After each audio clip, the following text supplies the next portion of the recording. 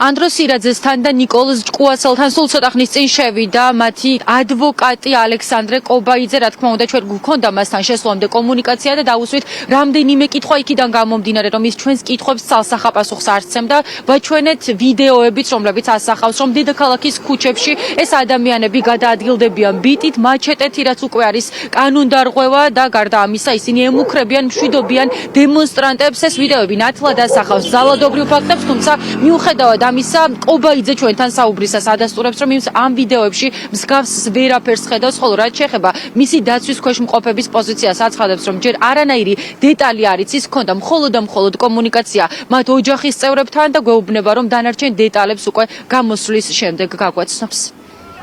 ჯერჯერობით არაფერი მტკიცებულება არ არის წარმოდგენილი, გარდა ისე რომ ტელევიზიებში გავჩნდა, რომ ეს ადამიანები დააკავეს, თუ რაზე დააკავეს და რას ედავებიან, ამაზე ჯერჯერობით ინფორმაცია არ მაქვს და შესაბამისად შემდეგ უკვე სამართლებრივ რეაგირებას მოვახდენთ, რომ მაქსიმალურად მათი ინტერესები იყოს დაცული, რომ არანაირად არ შეილახოს რაიმე ფორმით მათი ინტერესები სწორედ მაგიტოვა და დანარჩენს გავერკვევთ.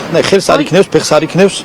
არაფერს არ აკეთებს. მოქნება პირდაპირ ჩანს აი საჩანს, აბა მითხარი, ვიც არ იქნევს. თქვენ ამბობთ, რომ ვერ ხედავთ ბიტის მოქნევას, თუმცა არაერთ მომენტში იკვეთება ბიტის მოქნება ამ ვიდეოებშიც და ისედაც არის ჩვენც გქონდა კადრები გავრცელებული. შესაძლებელია თქვენ კადრები გქონდათ, სადაც მე არ მინახავს და რაც მანახეთ იქ არ იქნევს და ამიტომ გავერკვევით.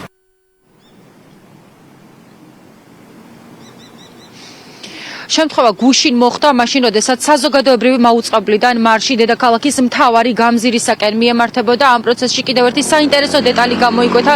გიორგი მამუჩიშვილი იყო ის პოლიციელი, რომელიც დაეხმარა სამართალდამრღვევებს ადგილის დატოვებაში და არათუ რეაგირება არ მოხდენია ამ ფაქტზე. ფაქტობრივად შეიძლება ითქვას, რომ მან ეს ადამიანები ადგილიდან გააცილა. პოლიცია კი ამ ფაქტით მხოლოდ მას შემდეგ დაინტერესდა, როდესაც მედია ამაზე აქტიურად ალაპარაკდა. ჩვენ ველოდებით, როდის დატოვებს ალექსანდრე კობაიძე დიღმის წინასწარი მოთავსების იზოლატორს და როგორ დეტალებს გაგვაცნობს, როგორც მან აღნიშნა, არ იცის ჯერჯერობით მისი დაცვის ქვეშ მყოფები თავს დამნაშავედ მიიჩნევენ თუ არა.